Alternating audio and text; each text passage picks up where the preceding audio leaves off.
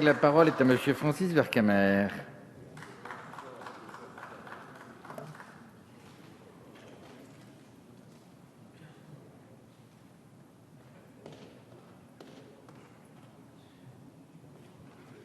Merci, Monsieur le Président.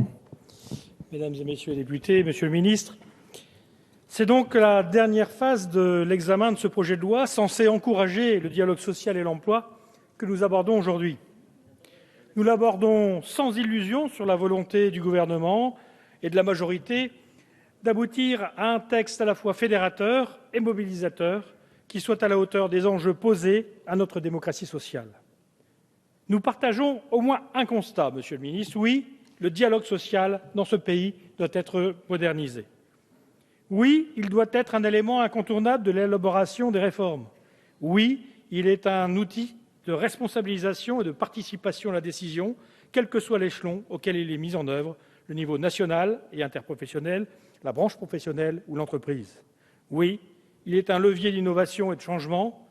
Oui, enfin, il est un vecteur de conciliation. Et dans une société qui, en dépit des promesses, est tout sauf apaisée, la confrontation des points de vue, mais aussi la capacité de comprendre la logique de son contradicteur et la faculté de dégager des chemins de convergence sont plus que jamais une nécessité. Certains de nos collègues se sont interrogés en commission, non sans quelques raisons d'ailleurs, sur l'intérêt de cette dernière lecture. Il est vrai que le caractère répétitif des arguments développés de part et d'autre de l'hémicycle, l'adoption à 2 reprises au Sénat d'une version différente du texte, ensuite rejeté par l'Assemblée, peut donner à nos débats un tour convenu. Et je dois dire, monsieur le rapporteur, qu'à défaut de dialogue social, on assiste plutôt à un dialogue de sourds. On peut craindre pour le grand public que nos échanges finissent par avoir l'intérêt de ceux, parfois un peu longs, des tennismen habitués à jouer depuis le fond des cours. Certains peuvent estimer que le bicamérisme, comme vous, monsieur le rapporteur, permet, lors de l'examen d'un texte entre 2 chambres politiquement opposées, de fixer des désaccords entre majorité et opposition. Mais le bicamérisme peut être aussi un outil efficace pour tenter, autour de sujets aussi importants que l'emploi, de construire des compromis qui survivent aux alternances. Mais il appartient alors aux différents acteurs du débat, majorité et opposition, et surtout au gouvernement, d'en manifester la volonté. Il ne nous a pas semblé qu'au cours des débats sur le dialogue social et l'emploi, sujet pourtant essentiel, le gouvernement ait cherché à parvenir au consensus. Alors même que les différentes lectures de ce projet de loi, dans cet hémicycle comme au Sénat, n'ont fait que souligner à chaque fois davantage les insuffisances de vos propositions, qu'aurait pu être un texte modernisant réellement notre dialogue social? Qu'aurait pu être un projet de loi en faveur de l'emploi? Une loi en faveur du dialogue social aurait pu être un texte qui prenne en compte la véritable crise de légitimité qui frappe aujourd'hui les syndicats de salariés et les organisations patronales, à l'instar de l'ensemble des corps intermédiaires. C'est une loi qui aurait pu renforcer l'attractivité de ces organisations syndicales et professionnelles et aurait peut-être pu permettre de tisser de nouveaux liens de confiance avec l'opinion publique. C'est une loi qui aurait permis de poser les bases d'un dialogue social moins conflictuel, comme il est de tradition dans notre pays, mais davantage fondé sur la coresponsabilité et la coproduction de règles nouvelles de droit du travail. C'est une loi qui aurait permis d'encourager l'évolution du syndicalisme dans notre pays, vers un syndicalisme de service, tourné vers le parcours du salarié au sein de l'entreprise, mais également au-delà, lors des périodes de formation ou de transition professionnelle.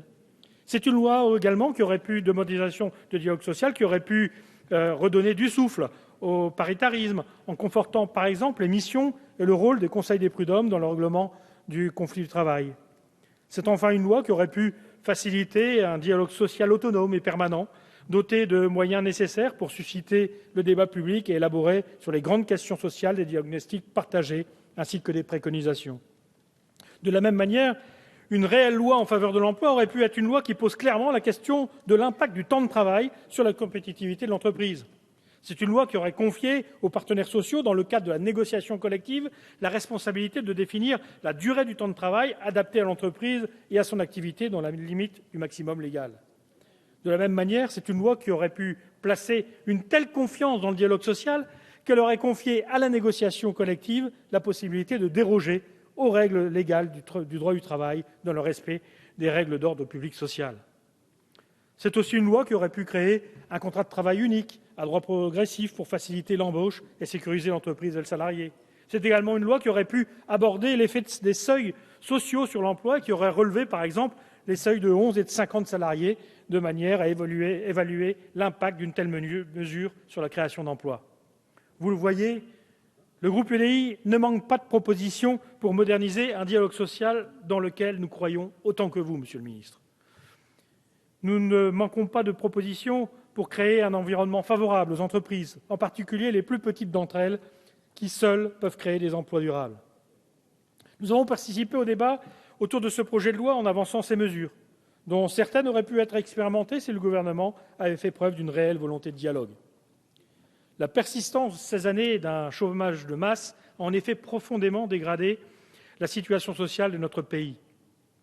Cette situation mine la confiance, déjà faible, de nos compatriotes dans la capacité des pouvoirs publics à apporter des réponses efficaces aux difficultés qui les concernent.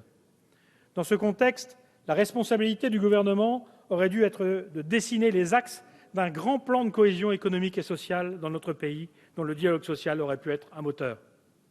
Nous constatons, pour le regretter, que nous sommes très loin d'un tel schéma.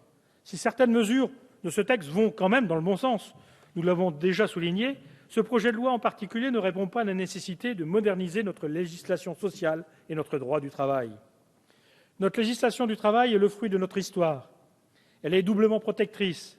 Elle met les salariés à l'écart d'abus ou de situations de travail dangereuses. Elle protège aussi les employeurs de la concurrence déloyale. Mais quand la règle juridique atteint un tel niveau de complexité que ce droit qui protège finit par être perçu, notamment par les TPE, comme un droit qui piège, alors le législateur manque sa mission. On évoque souvent la nécessité de simplifier le droit du travail. Mais le vrai défi qui est posé au législateur, Monsieur le ministre, est moins de simplifier que de s'adapter ou d'adapter les règles au droit du travail. Dans un monde où les évolutions, notamment technologiques, bousculent les rapports sociaux et la façon même de travailler, le vrai défi qui est posé au législateur est d'élaborer une règle de droit qui soit à la fois compréhensible par tous, employeurs et salariés, applicable quelle que soit la configuration de l'entreprise et adaptée à son activité. Force est de constater que ce projet de loi n'atteint pas cet objectif. Au contraire, il donne l'impression d'ajouter de la contrainte à la complexité. C'est d'abord le cas avec les commissions paritaires régionales interprofessionnelles, qui auraient pu être un outil utile aux salariés comme aux employeurs des TPE, en apportant information et conseils. Mais vous avez choisi de développer leur mission, d'autoriser leurs représentants à pénétrer au sein des petites entreprises, de s'ingérer dans les relations du travail entre salariés et employeurs. D'un outil de dialogue social, vous avez fait une contrainte qui inquiète les TPE, déjà largement fragilisées ces dernières années. De la même façon, vous ajoutez de la contrainte de la complexité avec le compte personnel d'activité. Vous en posez le principe alors même que les partenaires sociaux n'ont pas été consultés. Vous offrez aux entreprises la perspective de nouvelles obligations à venir, alors même que la mise en œuvre du compte pénibilité a été repoussée en raison de sa complexité, alors même que le compte personnel de formation semble connaître de sérieuses difficultés d'application, tant pour les entreprises que les salariés et les organismes de formation. Nous sommes convaincus de la nécessité de sécuriser les parcours professionnels des salariés. C'est parce que cet objectif est essentiel que nous pensons aussi qu'il faut d'abord stabiliser l'environnement juridique existant des entreprises et les nouveaux dispositifs adoptés au cours de cette législature avant de franchir d'éventuelles nouvelles étapes. Indéniablement, votre projet de loi souffre ainsi d'un défaut de méthode, Monsieur le ministre, qui rejaillit sur son contenu. En fait de modernisation, vous ajoutez de la complexité à notre législation. Et parce que ce projet de loi ne permet pas au dialogue social d'être le moteur de l'adaptation de notre droit du travail aux réalités vécues par les employeurs et les salariés, le groupe UDI votera contre ce projet de loi. Merci, mon cher collègue. La parole